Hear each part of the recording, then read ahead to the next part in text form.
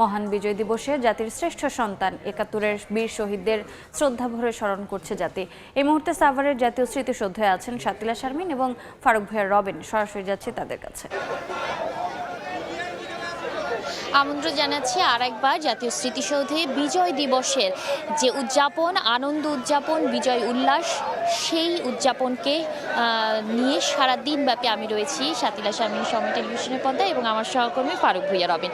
আমরা সরাসরি দেখানোর চেষ্টা করছি যে মানুষ, সাধারণ মানুষ থেকে শুরু করে রাজনৈতিক, সামাজিক, সাংস্কৃতিক যে সংগঠনগুলো রয়েছে এবং ভোরে যে রাষ্ট্রাচারটা হয়ে গেছে, অর্থাৎ রাষ্ট্রপতি মোহাম্মদ শাহাবুদ্দিন এবং প্রধান উপদেষ্টা ডক্টর মোহাম্মদ ইউনূস ফুল দিয়ে শ্রদ্ধা জানিয়ে বীর শহীদদের প্রতি এই বিজয় দিবসের আসলে সূচনা করেছেন।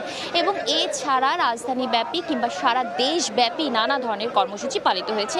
আমাদের সবচেয়ে বড় একটি আয়োজন আমরা জানি, সেটি হচ্ছে যে তেজগাঁও থেকে এই বিজয় উপলক্ষে তোপধ্বনির ব্যবস্থা করে সামরিক বাহিনী। সেটি একটি দেখার বিষয় থাকে প্রতি বছরই, এইটার জন্য আমরা অপেক্ষা করি প্রতি বছর। এবং শহীদদের স্মরণে তাদের যে সাহস, তাদের যে ত্যাগ, তাদের যে তিতিক্ষা, তাদের যে আত্মদান, সেই আত্মদানকে স্মরণে রেখেই কিন্তু সবাই একভাবে, এক মনে, এক প্রাণে, এক জাতি হিসেবে আজকে প্রার্থনা করছেন সেই অগ্রজদের স্মরণে, যাদের জন্য একটি দেশ, একটি পতাকা, একটি মানচিত্র পেয়েছে। রবিন, এই যে বিভিন্ন ব্যানার নিয়ে আসলে আসছেন সাধারণ মানুষ থেকে শুরু করে আসলে বিভিন্ন সংগঠনের, এবং একটা ফুল নিয়েও কিন্তু আমরা মানুষকে আসতে দেখছি, তাই না? শিশুদেরকে একটা ফুল ধরে আসতে দেখছি। এই যে বিজয়ের ৫৪ বছর পরেও বিজয়কে স্মরণ করা, অগ্রজদের স্মরণ করা, বীরত্বকে স্মরণ করা, এর অনুভূতিটা আসলে আমরা ছোটবেলায় তো অন্যরকম করে পেয়েছিলাম নাকি একই রকম রয়ে গেছে? না, কিছু জিনিস একেবারে যে শাশ্বত, ঠিক একইভাবে মানে বাঙালির বিজয়, ৭১, মুক্তিযুদ্ধ এবং তার মধ্য দিয়ে একটি স্বাধীন ভূখণ্ড পাওয়া, সেটিও কিন্তু আমাদের কাছে একটি যে শাশ্বত বিষয়।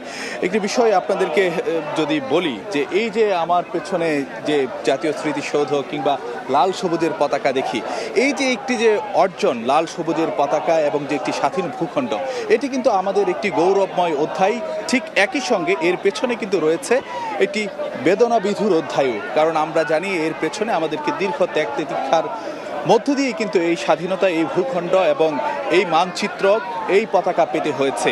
এর জন্য যেমন দীর্ঘ ২৩ বছর পাকিস্তানিদের শাসন শোষণের বিরুদ্ধে লড়াই সংগ্রাম করতে হয়েছে, ঠিক একইভাবে ১৯৭১ সালে মাত্র ৯ মাসে ৩০ লক্ষ মানুষের রক্ত দিতে হয়েছে, ২ লক্ষ মা বোনের সম্ভ্রমের বিনিময়ে কিন্তু এসেছে এই স্বাধীনতা, এই পতাকা। অর্থাৎ এই পতাকার মধ্যে কিন্তু লেগে আছে ৩০ লাখ মানুষের রক্তের ছাপ। তো এই যখন এত বড় ত্যাগ, তখন স্বাভাবিকভাবে আমরা মানে যে শ্রদ্ধার জায়গাটা, সেই জায়গাটা কিন্তু মানে অন্য যে কোনো জাতির তুলনায় কিন্তু আমাদের অনুভূতি কিংবা আমাদের আবেগ একটু বেশি থাকাটাই কিন্তু যে স্বাভাবিক, কারণ এর পিছনে আমরা যে ত্যাগ দিয়েছি সেটা কিন্তু পৃথিবীর ইতিহাসে একদম বিরল। এবং সবচেয়ে বড় কথা হলো, আমরাই কিন্তু যে স্বাধীনতার ঘোষণাপত্রের মধ্য দিয়ে একটি যে স্বাধীন সরকার গঠন করে তারপর যে মুক্তি সংগ্রামে নেমে পড়া, মুক্তিযুদ্ধ করা এবং তার মাধ্যমে বিজয় অর্জন করা, সেটি কিন্তু পৃথিবীর ইতিহাসে একটি বিরল অধ্যায়। এবং এর কারণে কিন্তু বাঙালি জাতি হিসেবে, বাঙালিকে বলা হয় আবেগপ্রবণ জাতি, কিন্তু এই আবেগের কারণেই কিন্তু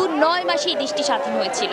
এবং এই আবেগের কারণেই আমরা একটি ২৪শে গণঅভ্যুত্থান দেখেছি, আমরা ৯০-এর স্বৈরশাসন বিরোধী আন্দোলন দেখেছি। তো এই আবেগগুলো এক একটা মোড়ে মোড়ে বাঙালির ইতিহাসকে পরিবর্তন করেছে।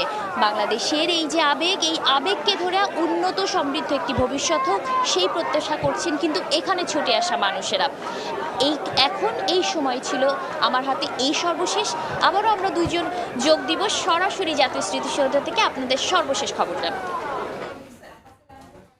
সরাসরি যুক্ত ছিলাম জাতীয় স্মৃতিসৌধে।